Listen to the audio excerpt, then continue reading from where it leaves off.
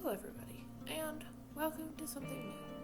I am going to practice with reading out loud and put it on the internet. Before I say this, before I start this anyway, I do have, I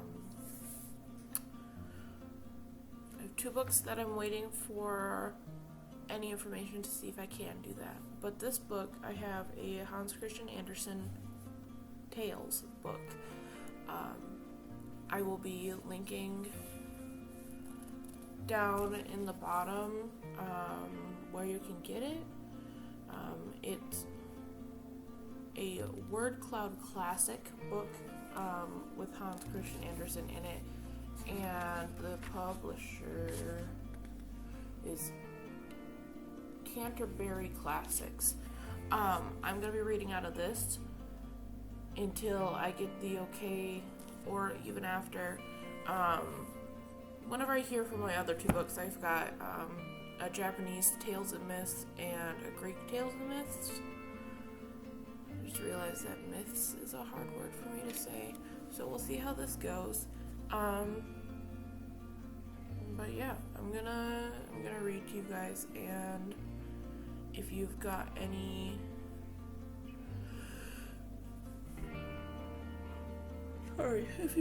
advice, just, put it in the comments or whatever. Or if you have a specific one, if you want to look up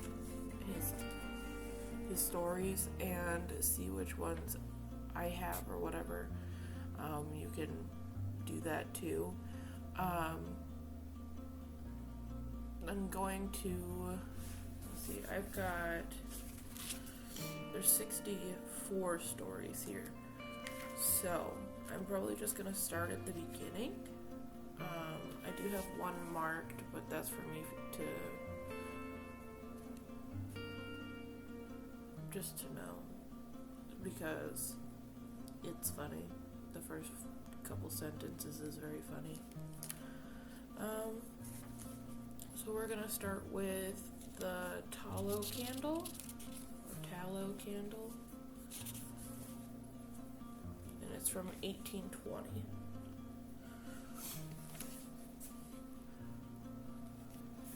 There was sputtering and sizzling as the flames played under the pan.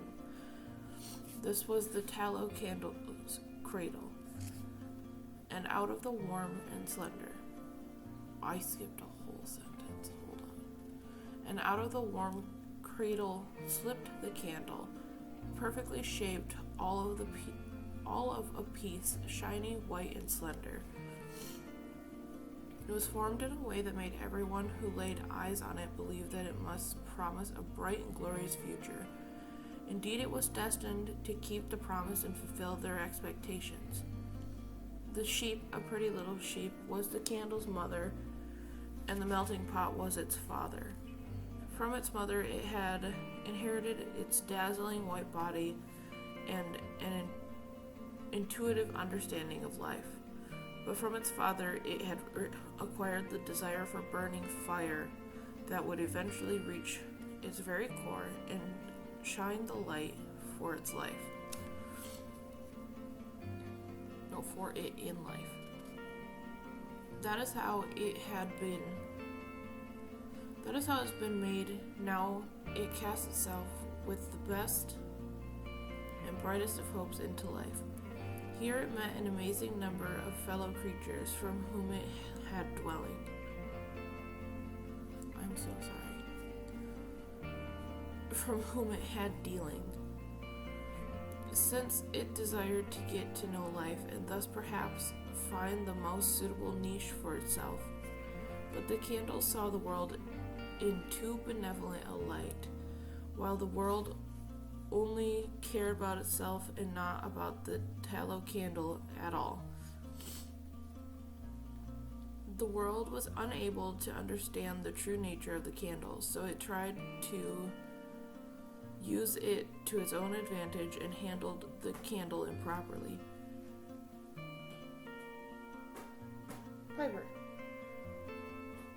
Piper, what are you doing?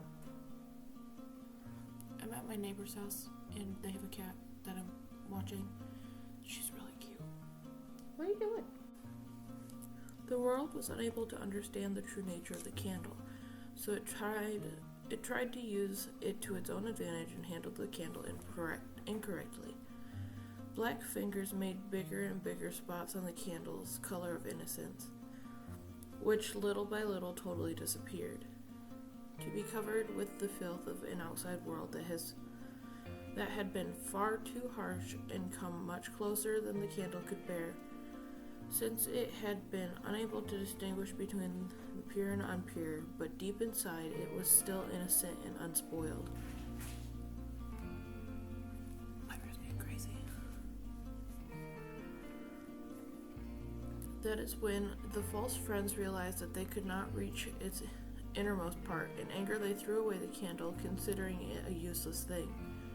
The outer black layer kept away everybody good. They were afraid of becoming contaminated by the black color, of getting spots on themselves, so they kept a distance. Now the poor tallow candle was lonely, abandoned, and at its wit's end. It felt cast off by what was good and discovered that it had been nothing but a blind tool used to advance what was bad.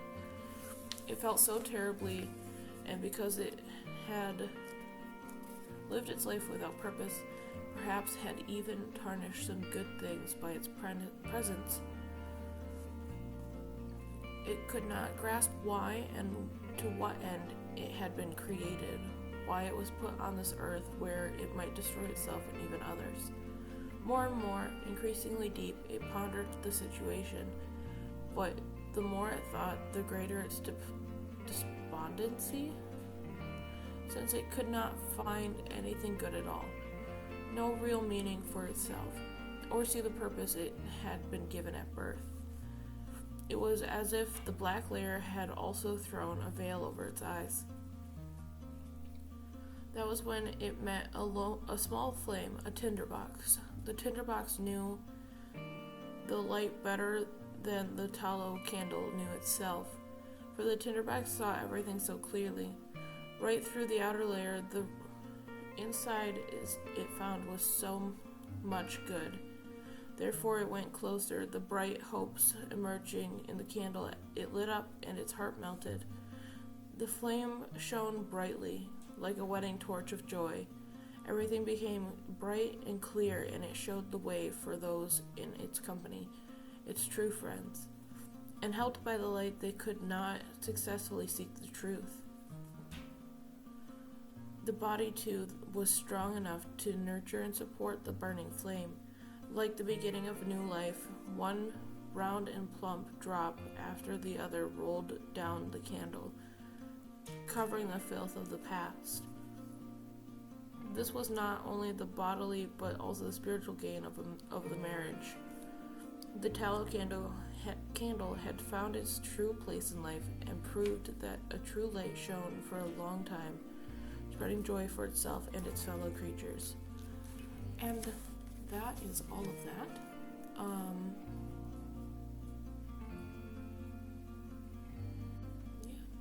about 9 minutes. Even less than that because I rambled for a bit in the beginning. But yeah, it's a good story. I don't think I did terribly. I can probably going to read another. This one's longer. I'm just gonna look.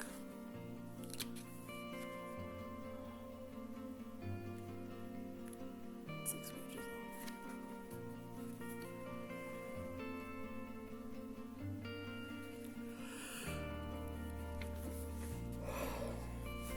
Alright.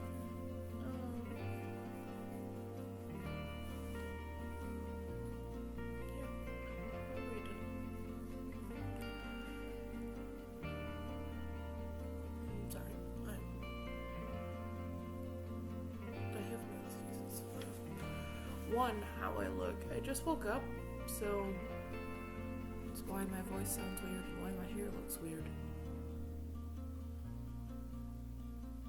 Also, my brightness is down all the way because I didn't do my makeup and I'm really white when I'll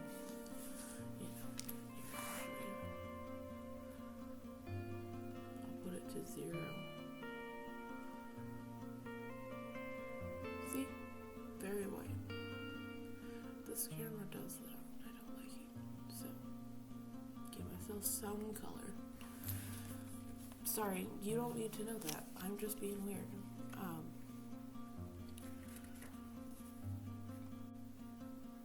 This is why I'm reading in front of the camera, is so that I can be less weird when it comes to being in front of the camera. So, this story is called The Tinderbox. It's from 1835.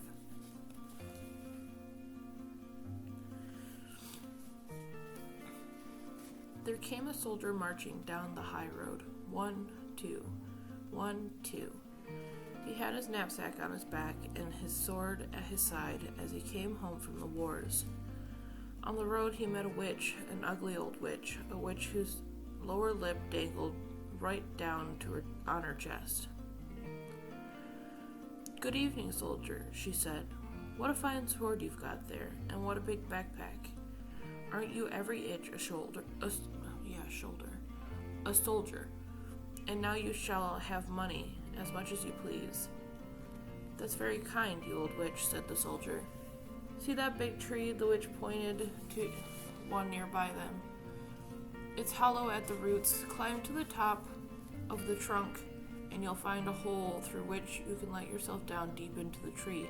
I'll tie a rope around your middle so that you can, when you call me, I can pull you up again." "What would I do deep down under that tree?" the soldier wanted to know. "Fetch money," the witch said. Listen. When you touch bottom, you'll find yourself in a great hall. It's very bright there, because more than 100 lamps are burning. By their light, you will see 3 doors. Each door has a key in it, so you will open them all. If you walk into the first room, you'll see a large chest in the middle of the floor. On it sits a dog, his eyes as big as saucers. But don't worry about that. I'll give you my blue-checked apron to spread out on the floor. Snatch up that dog and set him on my apron.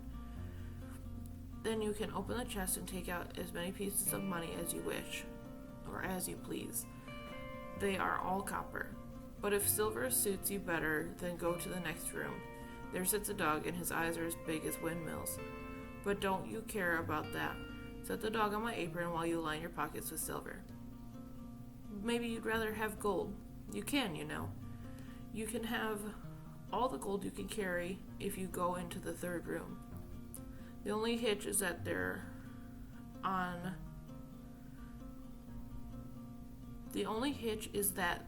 the money chest sits a dog, and each of his eyes is as big as the round tower of Copenhagen. That's the sort of dog he is, but don't you mind how fierce he looks. Just set him on my apron, and he'll do you no harm as you help yourself to the chest to all the gold you want. That suits me, said the soldier. But what do you get out of all this, you old witch? I suppose that you want your share. No, indeed, said the witch. I don't want a penny of it. All I ask is that you fetch me an old tinderbox that my grandmother forgot the last time she was down there. Good, said the soldier. Tie the rope around me. Here it is, said the witch, and here's my blue checkered apron. The soldier climbed up in the hole. Nope. The soldier climbed up to the hole in the tree and let himself slide through it, feet foremost, down into the great hall where the hundreds of lamps were burning, just like the witch had said. Now he threw open the first door he came to. There sat the dog, glaring at him with eyes as big as saucers. You're a nice fellow, the soldier said, as he shifted him onto the witch's apron and took all the coppers that his pockets could hold. He shut up the chest, sat the dog back on it, and made for the second room. Alas and alack. There sat the dog with the eyes as big as windmills. Mill wheels. I said that wrong the first time. They're as big as mill wheels.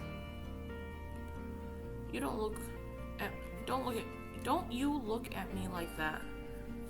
The soldier set him on the witch's apron. You're apt to strain your eyesight. When he saw the chest brimful of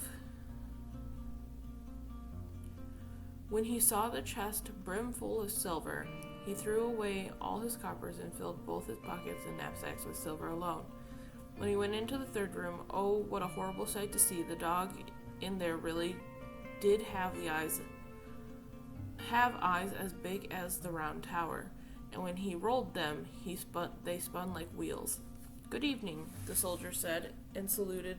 For such a dog he had never seen before, but on second glance he thought to himself, this won't do, and he lifted the dog down to the floor and threw open the chest. What a sight!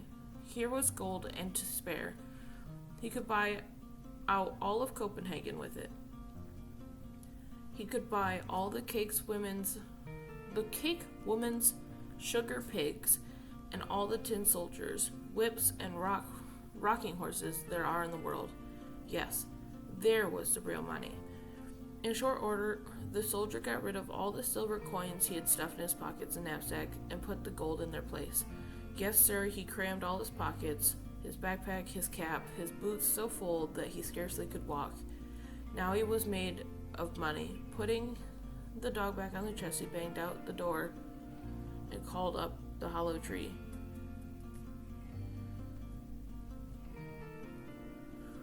Pull me up now, you old witch. Have you got the tinderbox? Asked the witch. Confound the tinderbox, the soldier shouted. I clean forgot it. When he fetched it, the witch hauled him up. There he stood in the high road again, with his pockets, boots, knapsack, and cap full of gold. What do you want with the tinderbox? He asked the old witch. None of your business, she told him. You've had your money, so hand over my tinderbox. Nonsense, said the witch. I'll take out my sword and I'll cut your head off if you don't tell me at once what you want with it. I won't, the witch screamed at him. So he cut her head off.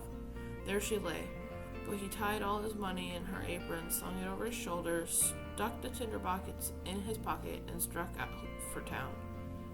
It was a splendid town. He took the best rooms at the best inn and ordered all the good things he liked to eat, for he was a rich man now because he had so much money. The servant who cleaned his boots may have thought them remarkably well worn for a man of such means, but that was before he went shopping. Next morning he bought boots worthy of him and the best clothes. Now that he had turned out to be such a fashionable gentleman, people told him all about the splendors of their town, all about their king, and what a pretty princess he had for a daughter. Where can I see her? The soldier inquired. You can't see her at all, everyone said. She lives in a great copper castle outside all sorts of walls and towers. Oh, inside all sorts of walls and towers. It'd be really dumb to keep your princesses outside the walls. Only the king can come in or out of it, for it's been foretold that the princess will marry a common soldier. The king would much rather she didn't. I'd like to see her just the same, the soldier thought, but there was no way to manage it. Now he lived a merry life. He went to the theater, drove about in the king's garden, and gave away money to poor people. This was to his credit, for he remembered from the old days what it feels like to go without a penny in your pocket. Now that he was wealthy and well-dressed, he had all too many who called him his friend and a genuine gentleman. That pleased him. But he spent money every day without making any, and wound up with only 2 coppers to his name. He had to quit his fine quarters to live in the garret, clean his own boots, and mend them himself with a daring needle. None of his friends came to see him because there were too many stairs to climb. One evening, when he sat in the dark without even enough money to buy a candle, he suddenly remembered that there was a candle end in the tinderbox that he picked up when the witch set him down the hollow tree. He got out the tinderbox, and the moment he struck sparks from the flint of it, his door burst open, and there stood a dog from under the tree. It was the one with the eyes as big as saucers. "What," said the dog, "is my lord's command?" "What's this?" said the soldier. "Have I got some sort of tinderbox that'll get me whatever I want?" "Go get me some money," he ordered the dog. Zip! The dog was gone. Zip! The dog, he was back again, with a bag full of copper in his mouth. Now the soldier knew what a remarkable tinderbox he had. Strike it once, and there was a dog from the chest of copper coins. Strike it twice, and there came the dog who had the silver. 3 times brought the dog that guarded gold. But back went the soldier to his comfort quarters. Out strode the soldier in fashionable clothes. Immediately his friends knew him again because they liked him so much. Sounds like gold-digging friends. Or classist friends, I guess. Like, I can't be friends with somebody who is just a soldier. Piper, what are you doing? Piper, are you crazy? Okay. So their house is backwards from mine, and so I'm in their dining room, and their sliding door is over there. Piper's sitting in the blinds. She's sitting in the blinds over there in front of the slider door, and I don't know, being weird.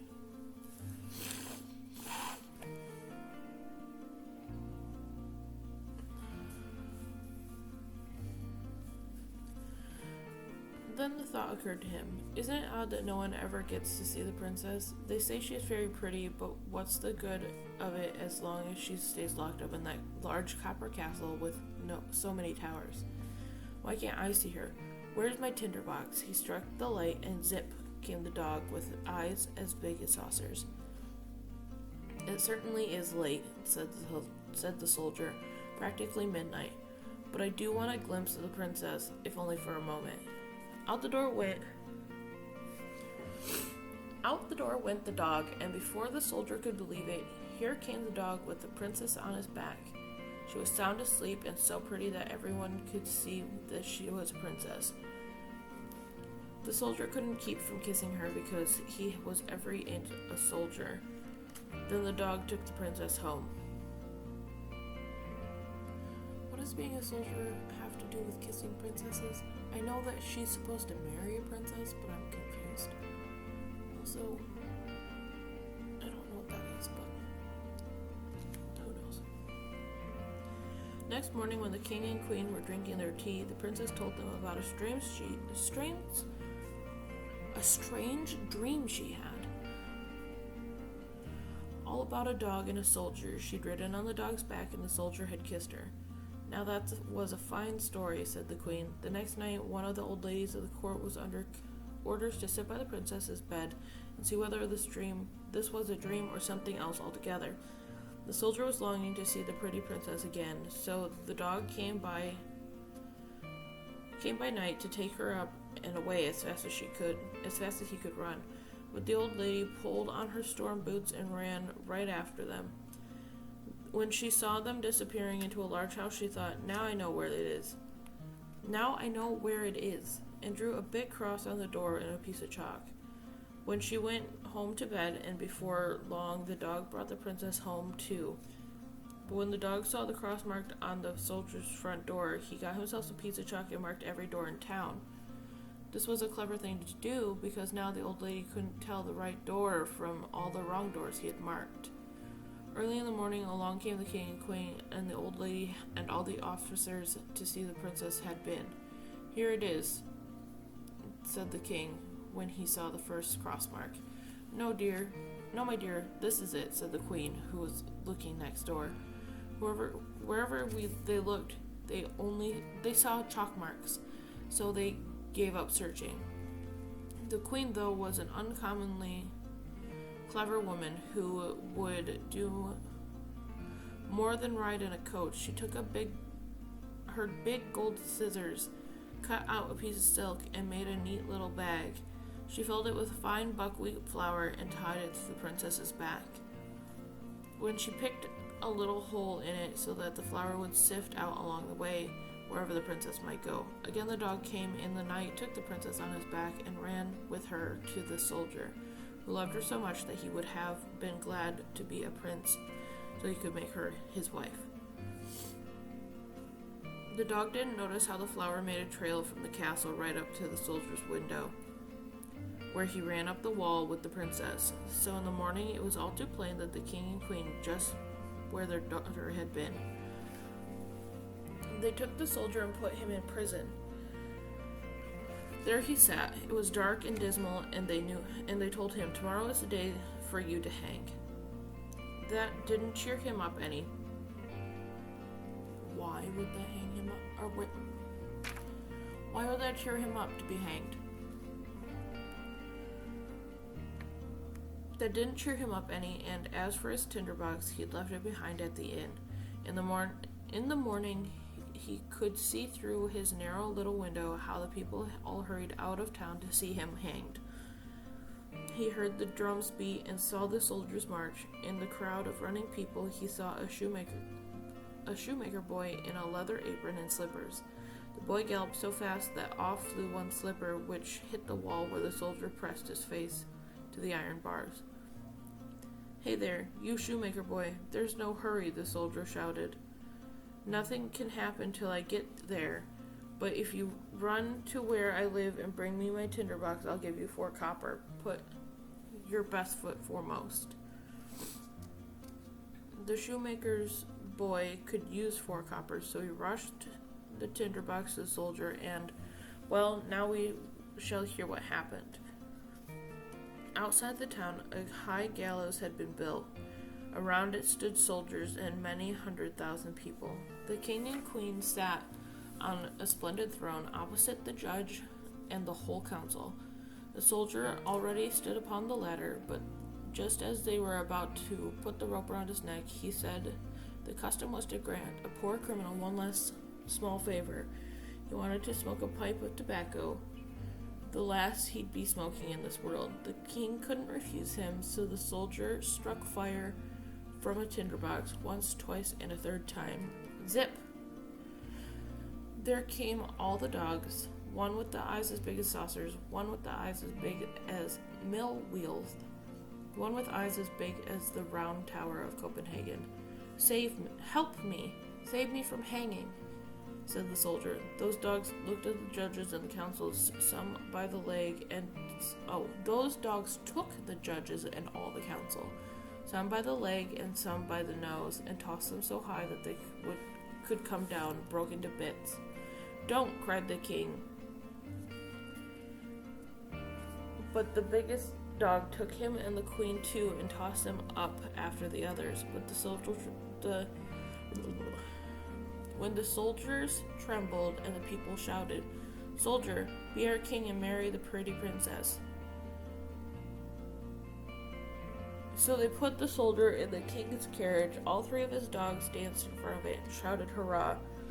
The boys whistled through their fingers and the soldiers saluted. The princess came out of the copper castle but to be the queen, and that suited her exactly. The wedding lasted all of a week, and the 3 dogs sat at the table with their eyes opened wider than before. So there's no, repercussion to the fact that he killed that witch? I don't understand. What's the point of having that contradiction? Or not contradiction, but what's the point of having that be in the story and then have nothing come of it? You know? I don't get it. It wasn't a terrible story, though. I don't know. I'm weirded out by the fact that he got away with murdering everyone. And they're like, "Oh yeah, be our king, marry the princess." when in all reality he could have just not been the rich guy, still married the princess because she was supposed to marry a common soldier anyways. I don't know. It's weird. I'm gonna try to do a reading every day this month, so depending on how long the stories are and how long I've been recording up to that point, there'll be 1 or 2 stories, maybe 3 if there's a really short one.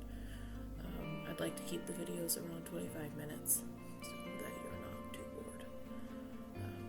So yeah, that is it for today. I will be back tomorrow reading Little Claus and Big Claus from 1835. So it was good to read to you. Have a good day. Bye.